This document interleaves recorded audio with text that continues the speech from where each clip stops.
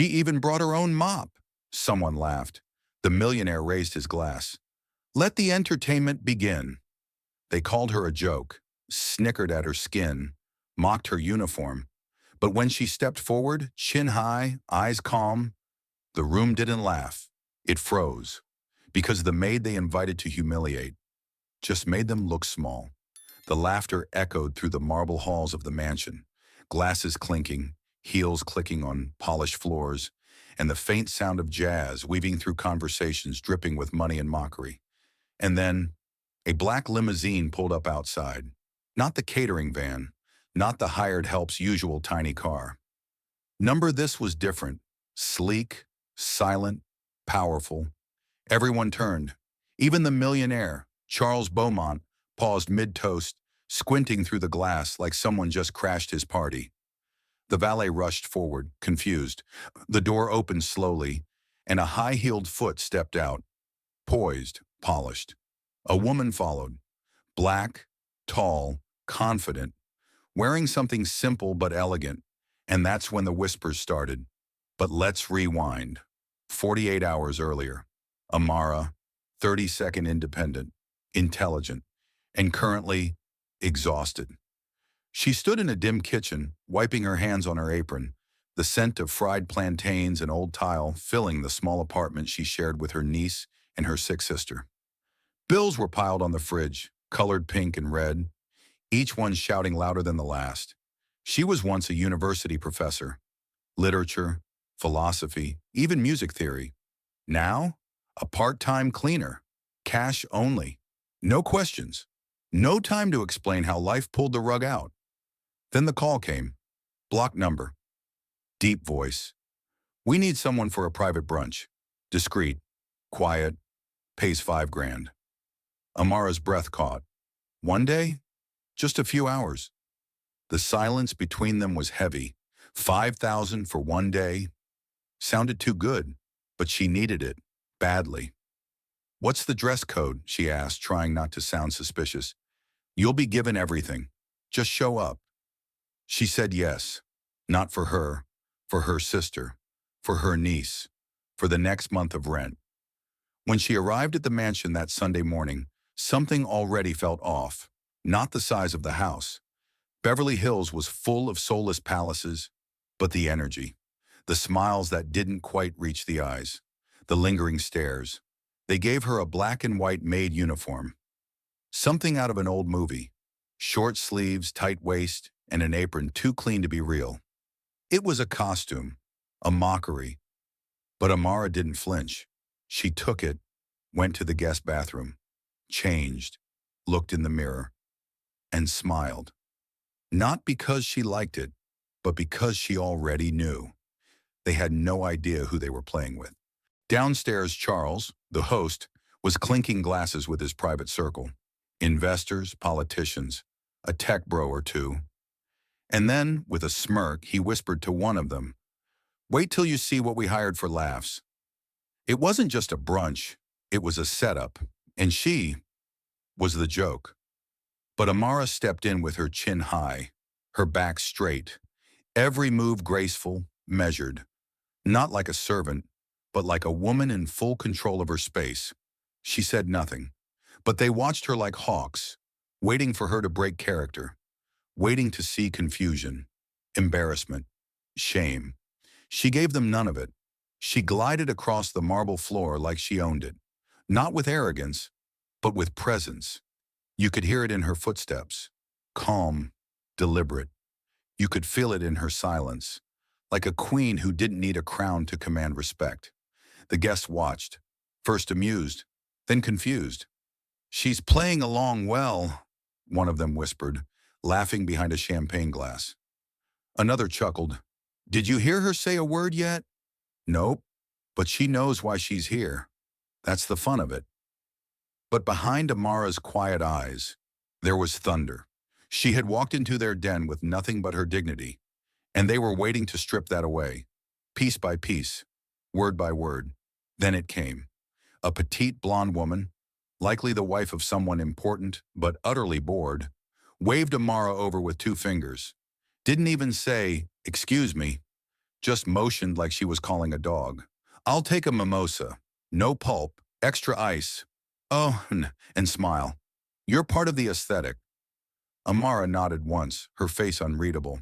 Not submissive, not angry, just observing. Another guest chimed in. Can we get a photo with her? Like those French housekeepers in the old movies? Laughter. Charles in the corner beamed like a proud schoolboy. He had pulled off his little prank, and now he wanted to show her off. Amara, come here, he called out, with the tone of someone summoning a servant. She turned slowly, made her way over. Her eyes locked with his. He handed her a silver tray with empty glasses. Walk around with these, you're doing amazing. But there was a flicker in his tone, like even he couldn't ignore how composed she was, how poised, how unbothered. She took the tray, held it effortlessly, walked from one group to the next, and then she spoke. It was small at first, a comment here, a phrase there, but it was enough to shift the energy in the room. A man was explaining a wine's origin. Badly. She gently corrected him. Oh, you're thinking of Bordeaux. That region uses Cabernet Sauvignon, not Merlot. But don't worry, easy mistake. They paused. Someone blinked. Another guest, a judge possibly, made a tasteless joke about literature students never earning real money. She replied softly, funny. I remember grading a paper just like that when I was teaching at Stanford. The author wrote the same way you just spoke. Nervous chuckles, shuffling feet. And then came the piano. It sat near the center of the room, untouched, decorative. One of those things rich people buy but never use.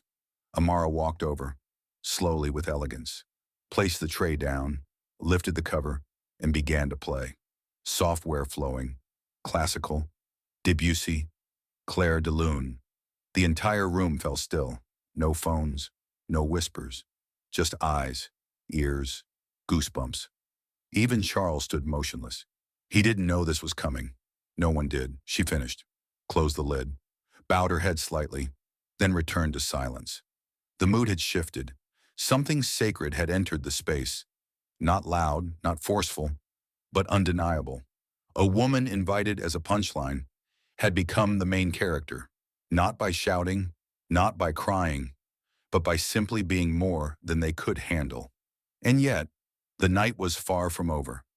There are moments in life where time doesn't stop, but it slows down, like the universe itself is holding its breath. This was one of those moments. The room, once buzzing with hollow chatter, now sat in stunned silence.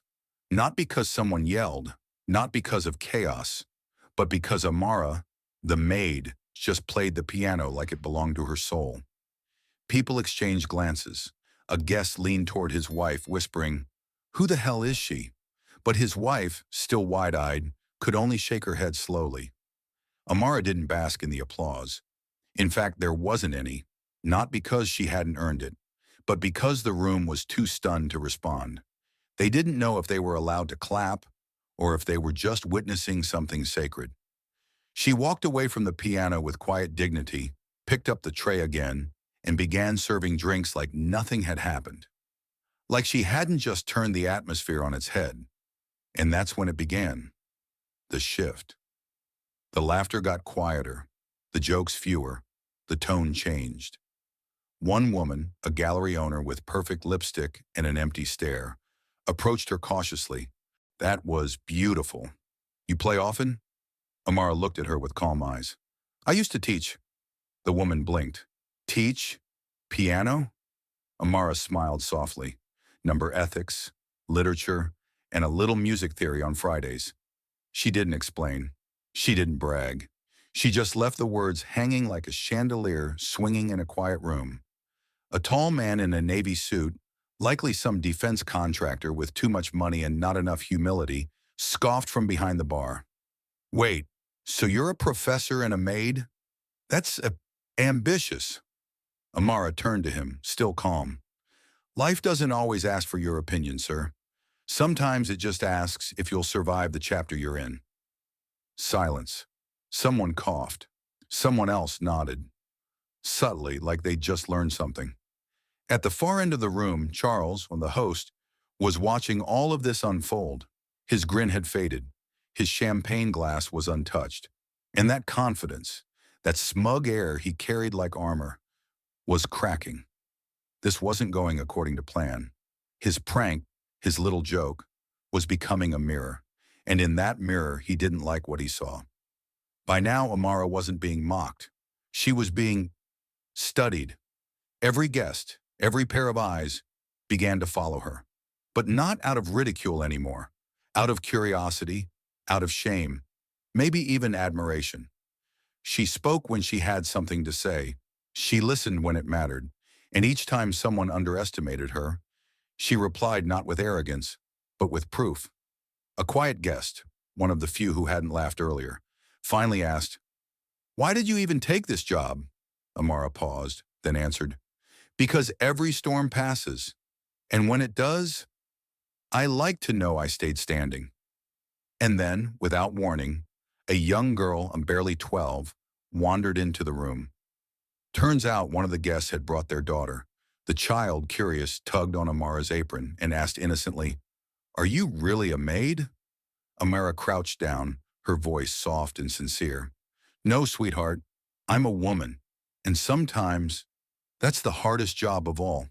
The girl smiled, then without a word hugged her. And in that moment, a billionaire, a CEO, a judge, a celebrity stylist, all watched, and not one of them had the courage to laugh. Because for the first time that evening, they weren't looking at a joke. They were looking at a story, a woman, a mirror. Long before the mansion, before the mocking laughter, before the broken piano keys remembered her touch, there was silence.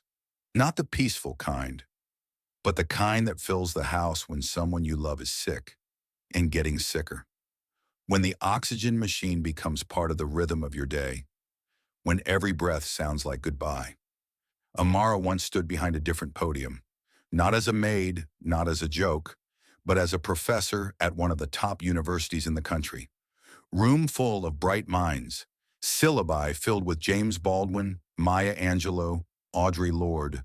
And her words, they had weight, they changed people. She wasn't just teaching Black excellence, she was living it, respected, recruited, rising. But life has a way of humbling even the brightest stars. The first call came during a lecture. Her sister had collapsed. Stage 4. Aggressive, fast. Doctors spoke in slow, rehearsed sentences, like they were trained to deliver heartbreak softly. They said 6 months, maybe less. Amara didn't hesitate. She turned in her resignation, left the city, sold her furniture, packed a suitcase, and drove 6 hours to care for her sister full-time. No regrets, no applause. Some people chase legacy in lecture halls. Amara? She chased love in hospital corridors. Days became nights. Nights became medications, bills, hospice visits. She worked what she could, cleaning offices at night, translating articles for side money, tutoring when time allowed. It wasn't enough. She fell behind. Her bank balance began gasping for air. She let go of her apartment, moved in with her niece, 12 years old, smart as a whip, but too quiet for her age. Still, Amara never begged. She never broke. But she bent, quietly, under the weight of a life she didn't choose. And yet, even in those moments, when her back ached, when she'd fall asleep in scrubs that smelled of bleach and sorrow, she'd whisper, "This is temporary. I'm not done yet." That was her prayer, her mantra, her rebellion. One evening after a 14-hour day, she sat beside her sister's bed. The TV was on, some stupid show about billionaires and beach homes. Her sister looked at her with eyes half closed, breath shallow, and said, "You should be on there, not wiping their counters."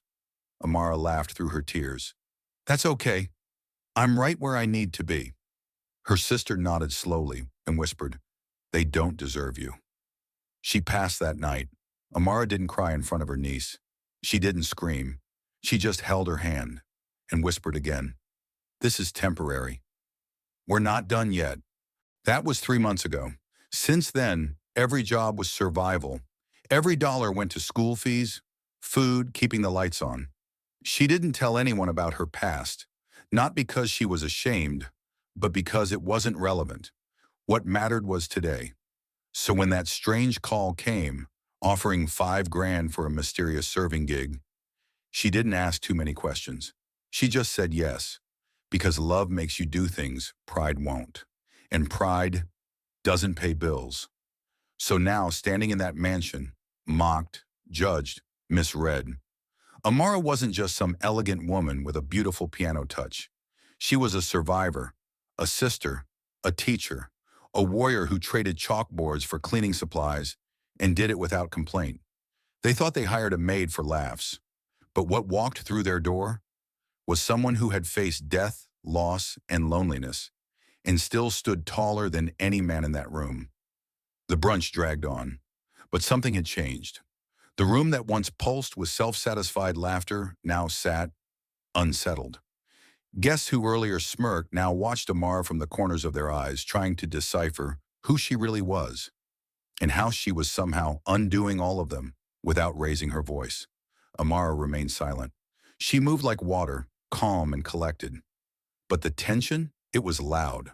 Charles Beaumont, the self-declared king of the room, didn't like it one bit. This was supposed to be his moment, his joke, his puppet show, and yet somehow the puppet was running the stage. He tried to regain control. "Ladies and gentlemen," Charles called out, clinking his glass with a silver spoon, his voice forced, smile a little too wide. "Before we wrap up this very interesting afternoon, I thought we'd have a bit of fun." He turned to Amara. "Would our star maid come forward, please?" The room froze. Amara looked at him, her expression unreadable, and walked toward the front with grace, each step quiet, each breath deliberate. He held out a gaudy feathered hat, something between a maid's cap and a Vegas costume, mockery wrapped in velvet. "We thought," he chuckled, "you could give us a little performance, maybe even a curtsy." Some guests laughed, nervously. Some looked down. A few tried to act like it wasn't happening, but it was. Right there, in front of everyone. Humiliation, served on a silver platter. Amara looked at the hat, then at Charles, then slowly scanned the room, not with shame, but with clarity. And finally she spoke. "I was told this was a brunch." Her voice was soft, but it cut like a blade. "I was offered a day's pay. No details, no warnings, no honesty." She turned her eyes back to Charles. "And now, you want a show?" Charles shrugged, smug. "That's what everyone's here for, right?" Amara took a breath, held it, then smiled. "You're right. Let's give them a show." She didn't take the hat. She didn't raise her voice. She walked to the grand piano, the same one she'd touched earlier, and sat down once more. This time not Debussy, this time a haunting gospel tune, soft, slow, painful, a melody of sorrow, of resilience, of voices buried and ignored. Notes that seemed to echo off the crystal and gold, like they didn't belong, but did. And when she stopped, not a single soul clapped, because no one could. Then she stood and turned to face them all. "You invited a caricature, but I walked in as a woman."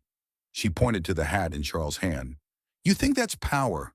To dress someone up, make them dance, call it a joke?" She took a step forward. "But true power is when you can stand in a room full of people who misunderstand you and not shrink." Someone whispered "damn" under their breath. Another guest gently placed her champagne flute down and wiped her eyes.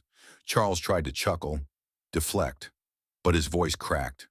"You're overreacting. It was just a prank." Amara looked at him with the calm of someone who had already won.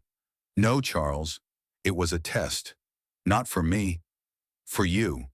And then she took the hat, placed it gently on the table, and walked away. Not stormed, not ran. Walked, back straight, chin high. Every eye followed her, but no one dared say a word.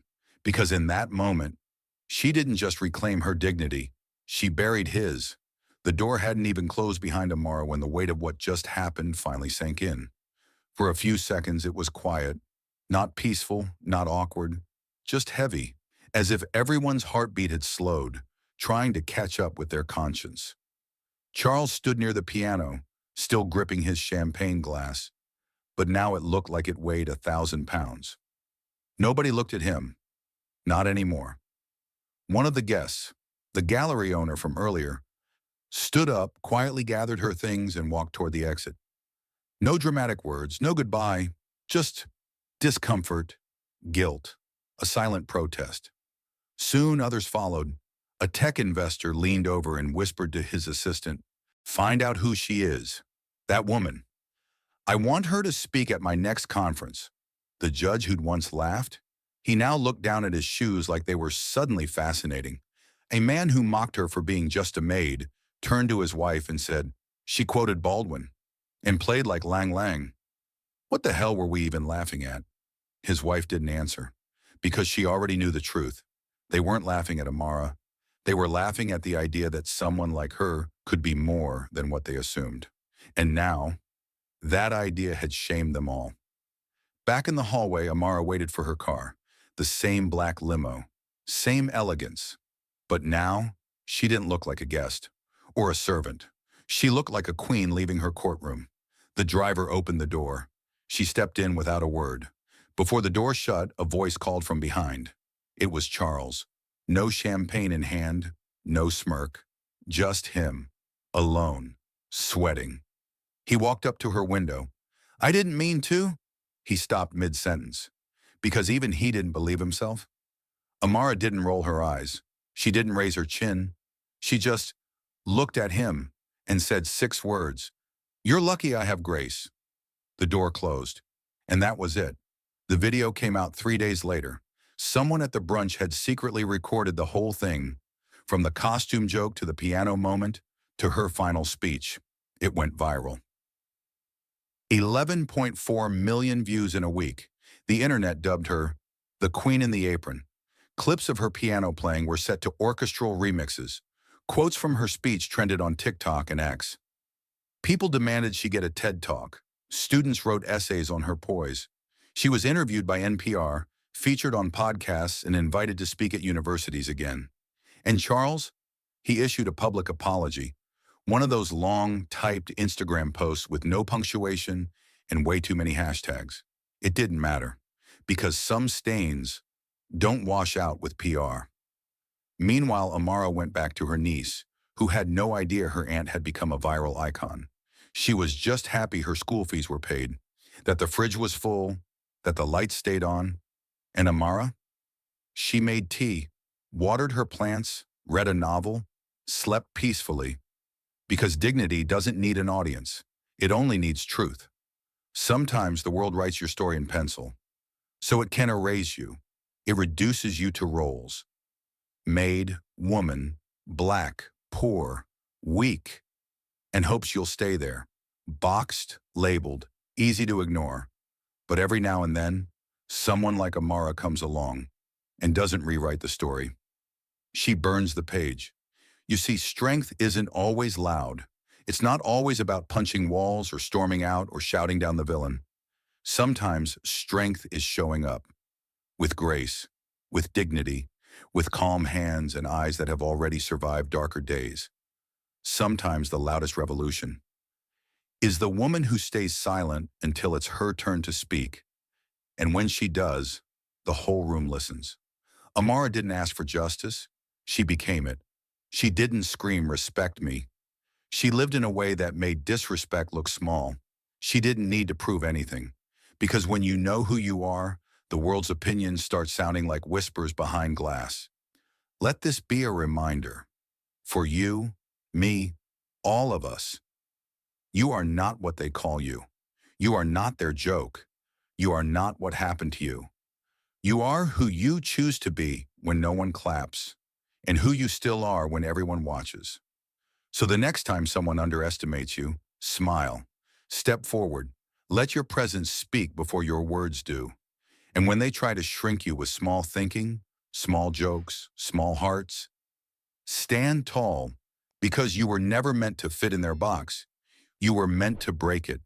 If you've ever faced something unfair, if you've ever been laughed at, dismissed, or underestimated, and you rose anyway, tell your story in the comments. And if you believe dignity is louder than hate, tap that like button and remind someone today. You don't need a crown to carry yourself like royalty. Pretty,